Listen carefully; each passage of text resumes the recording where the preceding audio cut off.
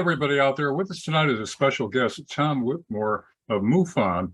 And the subject is this Stanford College professor who has been studying the brains of people who have claimed to have seen UFOs with extensive brain damage. His name is Professor Nolan of Stanford University. He's well respected. He's not considered a nutcase in any form, Gary Nolan, and extensive research in pathological symptoms in the brain.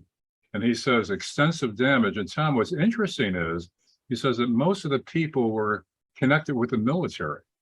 And a number of them said that they had encounters with UFOs, others didn't, but they all had a military connection and extensive brain damage. What do you make of this, Tom?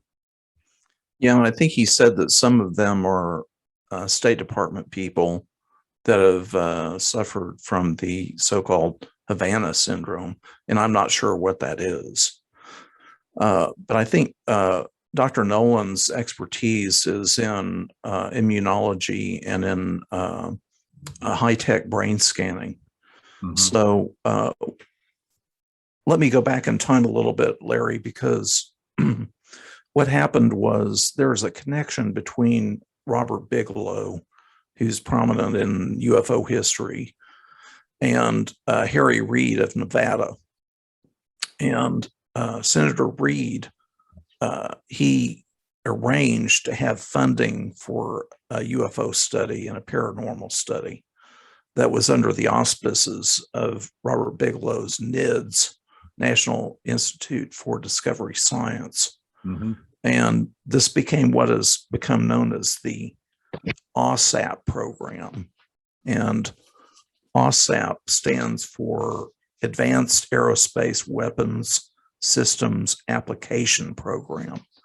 And this program occurred over the years of 2008 to 2010. And Mr. Bigelow had a whole stable of scientists and investigators that were they were writing technical papers, they were studying historical cases, they were doing field investigations.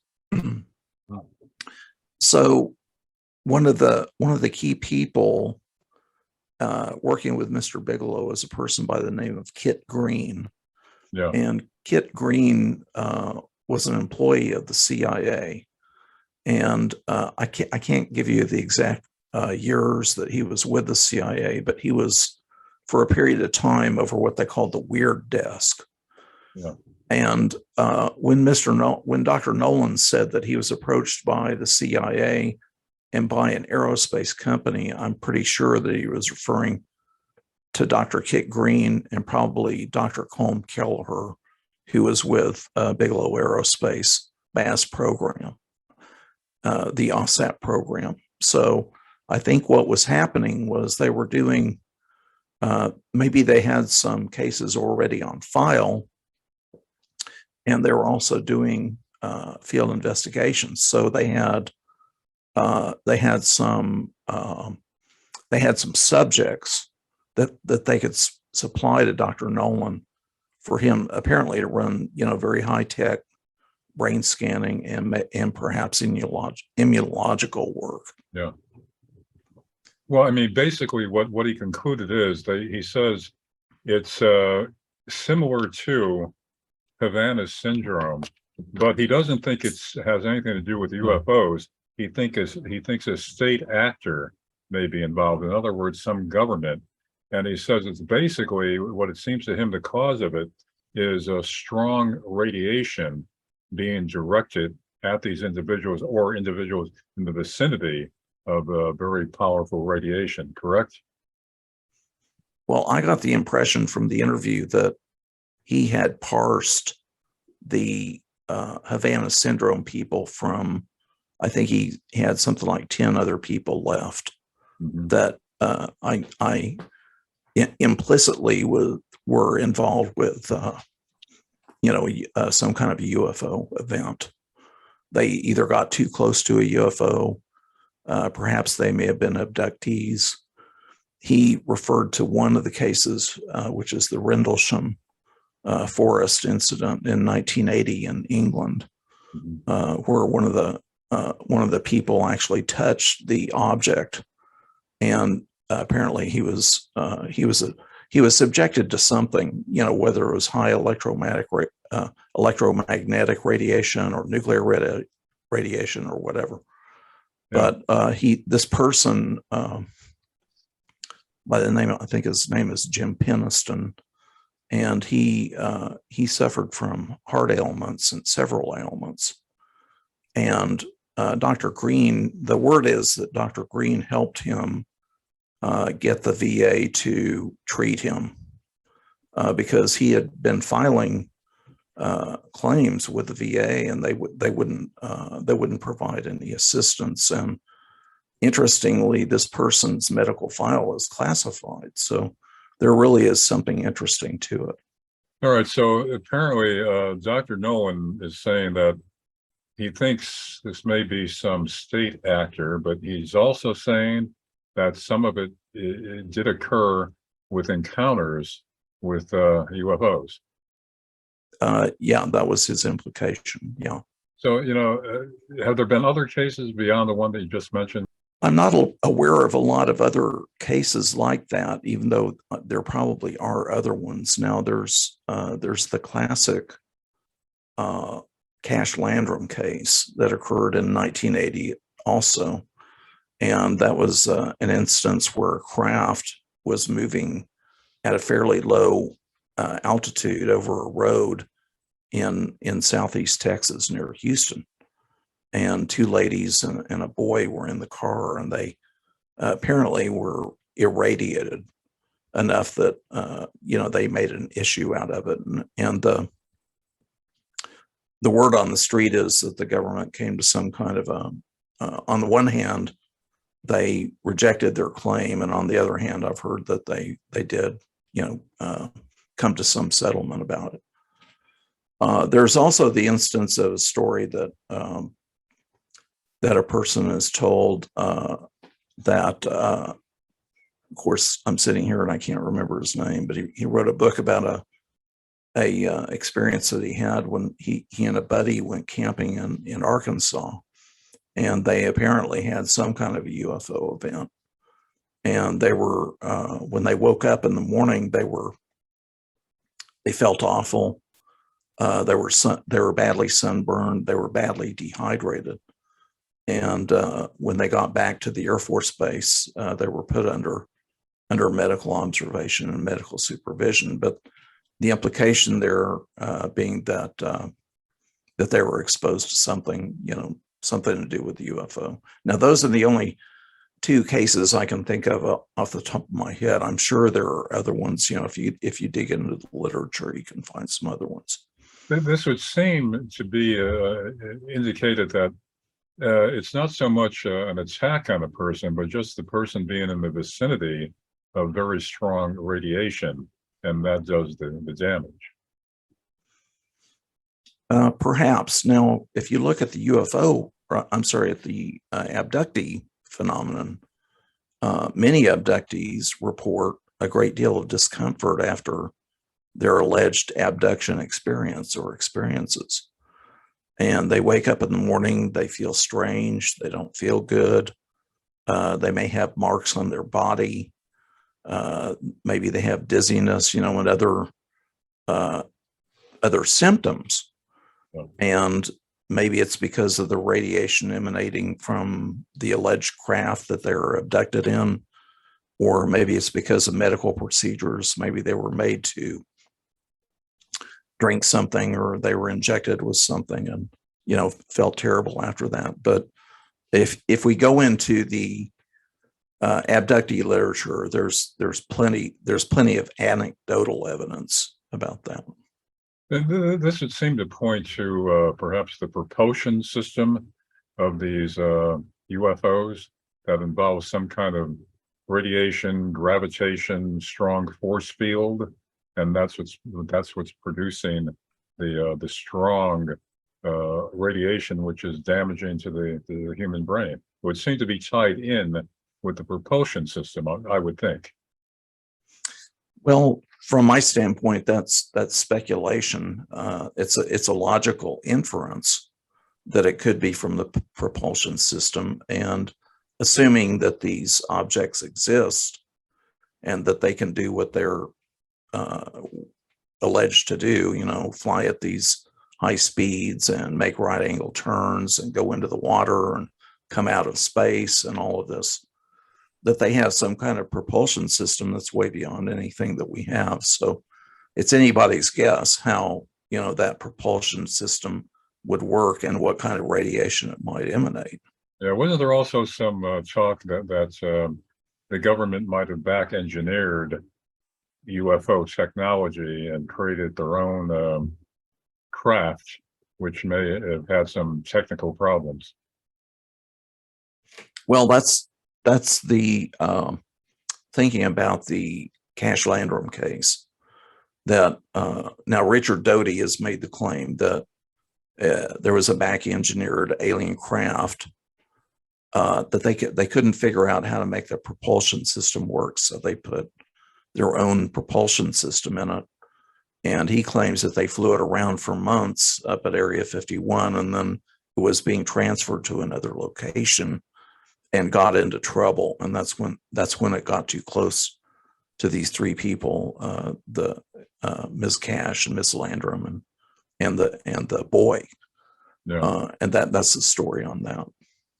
Well, Tom, you've been researching UFO phenomenon for a number of years, and you examine things carefully. You don't just accept as fact something that's speculative. But what I find interesting is that this is like a quote mainstream professor from a respected university, not some fringe guy, not some conspiracy nutcase, not a kook, and yet he's coming out with this publicly. So it would seem like there's something there, something going on.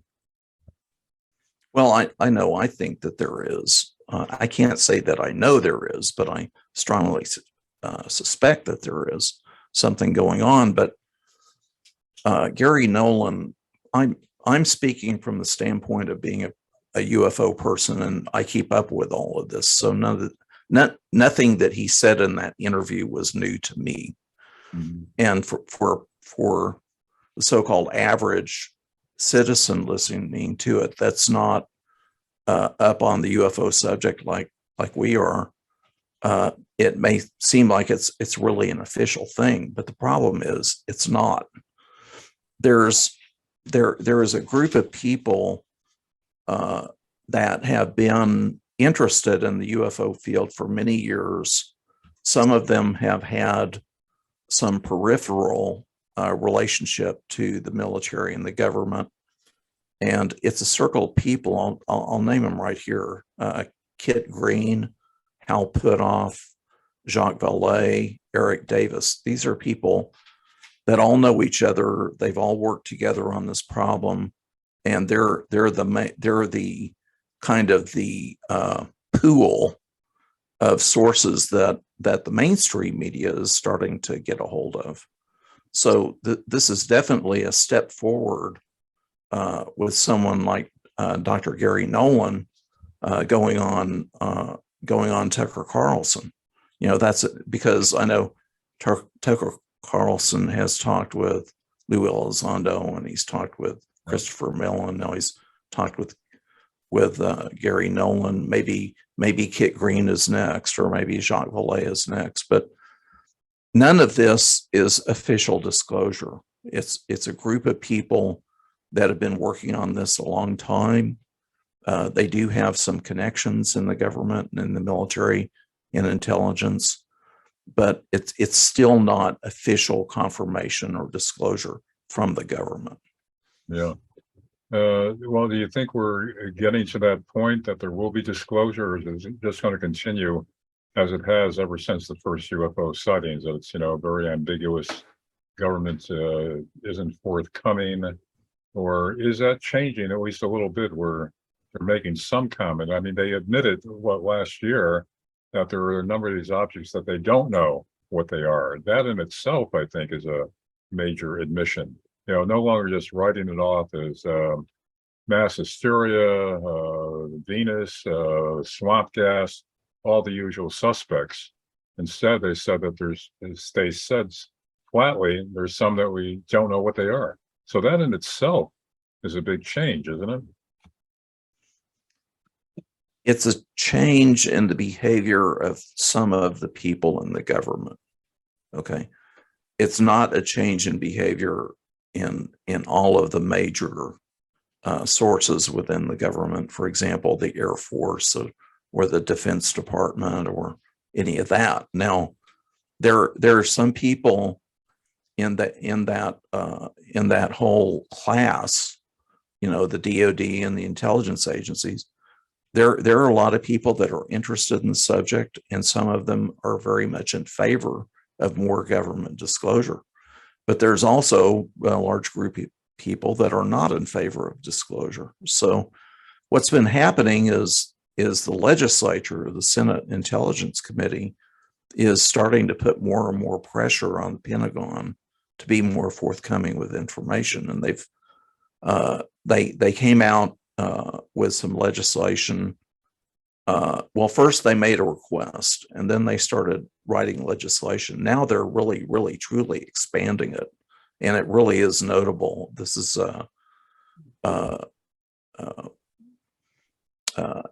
establishment of an identified aerospace undersea phenomena joint program office that they're demanding, and they just go on and on about the responsibilities of the director, an appointment of a deputy director, the reporting that they expect them to do. They expect them to do field investigations. They want intelligence collection. They want intelligence coordination. They want briefings, science plan. They want this given priority within the intelligence, like the director of national intelligence in the intelligence community. They have a list of priorities, and the Senate Intelligence Committee, they want this on their priority list. They specifically list the agencies that they want to be involved and that they want to coordinate. They want annual reports. This goes on, quarterly briefings. And here's the interesting thing. They're instructing let's see if I can get this right here. It's the Comptroller General of the United States. They are instructing the Comptroller General of the United States to go back basically to the end of World War II, and they want everything that the government has on file pulled. Now that's a major demand. Now, that doesn't necessarily mean that it's going to happen, but it's really truly notable that the Senate and the House, that the Congress is passing this kind of legislation. Tom, what's your own conclusion? Are there intelligently controlled craft coming to Earth or around the Earth that are controlled by aliens? In my opinion, yes, but that's just my opinion. Now, do you think that we might have the same technology that we got from UFOs back in generation, or could it be we derived it on our own accord, separate from any influence of UFOs? For those who think that UFOs, intelligently controlled UFOs by aliens, do not exist, could that technology have been discovered and developed by Earth scientists? I doubt it. But the thing is, either way, whether it's alien technology that's back engineered or alien technology that they can't figure out how to use, or whether it's man-made, it's buried so deep. It's all buried so deep in black programs that, to try to comment on that is just speculation, because there's no way of knowing. Well, final question before we wrap this up. Considering that there's a number of people associated with the government or formerly associated with the government that are coming out more and more, making more and more statements publicly, do you think we're going to get to a point eventually, and maybe, you know, fairly soon, that it's going to really be brought wide open? Or is that still, you know, if it happens at all, it's still a long way off? Well, if it happens at all, in my opinion, it's going to be behind closed doors to the Congressional Intelligence and Military Appropriations committees. I think it's going to be, it's all going to be classified. Anything really interesting is going to be classified, and they're going to have closed door briefings on that. Maybe a few little crumbs may leak out, maybe not. But a big problem with this, and assuming it exists, that we have, assuming that we have an alien problem, they don't know how to disclose it without messing up everything. You know, messing up religion, affecting the economy, affecting how people view the world and how they view themselves. And I know I've said this before, Larry, but if they sat down tomorrow, if they had a press conference tomorrow and admitted it, I think a good portion of the population wouldn't believe it. So that's another aspect. Yeah, that's a good point right there. You know, who would believe it? Other than people that are, you know, already inclined or on board with that stuff. Yeah, so but if it's disclosed behind closed doors to congressional committees, wouldn't it be inevitable that some of that would leak out publicly? Well, you know, it's surprising, because when it comes to the classified military subjects and topics, very little of it leaks out. There was, and I've been studying continuity of government in the last few days, and there was an instance where Oliver North was testifying before a congressional committee, and one of the senators mentioned continuity of government, and then another senator looked at him and said, "You're going to have to," basically told him to shut up. Okay. And, you know, little like things like that might, you know, kind of slip through. But when you think about it, I think very little truly classified information leaks out of Congress. And They leak what they want to leak for political reasons. right. And continuity of government would involve what? Why would that be so secretive? Well, continuity of government is to protect the president and the top leadership in the government, as well as the Congress and key people in the bureaucracy, so that if we get if there's a nuclear first strike on Washington, D.C., or if there's an all-out nuclear war, those are plans that are able to keep the president alive and safe. They don't want our adversaries to know what those plans are exactly. And also another aspect of continuity of government is if the president and say the vice president and speaker of the House were all killed, they have a list of people. There's an order of people that, you know, that would take over in the presidency and so on, so forth. So there's a list for that. Now, I don't, at the moment, I don't know what their thinking is about that, because some of the things have become obsolete. The Mount Weather site and Raven Rock, those have, I think, basically become obsolete. But I'm sure there are other threats that they worry about. Yeah, those are weird. So both sides. I think Raven Rock is in Pennsylvania, and Mount Weather is in Virginia. Yeah. It's either in Virginia or Maryland. Oh, since we're discussing continuity of government in case of a threat, do you think the aliens represent a threat? I think we have to go by history, and if they were going to invade or just take over, since we've known about this since World War II, at least, they haven't done that. They haven't come in and taken over and invaded. So I don't see it as a threat from that standpoint. Now, what could be happening is, these abductions and cattle mutilations and these types of things, but that's kind of under the radar, and it's not really an overt threat. So why are they here? What are they up to? Are they up to anything? Again, that's pure speculation, but when you look at the Earth and you see that the Earth is like the perfect terrarium. We have seas, we have mountains, we have deserts, we have jungles, we have a wonderful atmosphere, or we did. And maybe we're somebody's aquarium. Maybe we're someone's terrarium, and they come in and experiment on us. That's one possibility.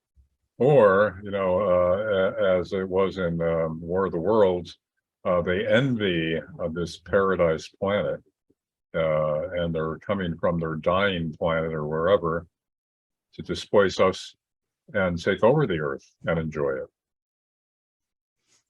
Well, if they're taking over the Earth, they're doing it in a way that's indirect. It's an indirect form, and maybe there are rumors and claims that there are these undersea bases and underground bases, in mountains and things, and maybe that's the situation. But you think they are here, intelligently controlled craft, controlled by alien presences? In my opinion, yes. Wow. All right, Tom. Tom Whitmore of MUFON. To be continued. And, maybe next time we'll take up some of these other topics we discussed with UFOs and, the possibilities of what's going on right under our noses, like cattle mutilations. That's a whole area right there.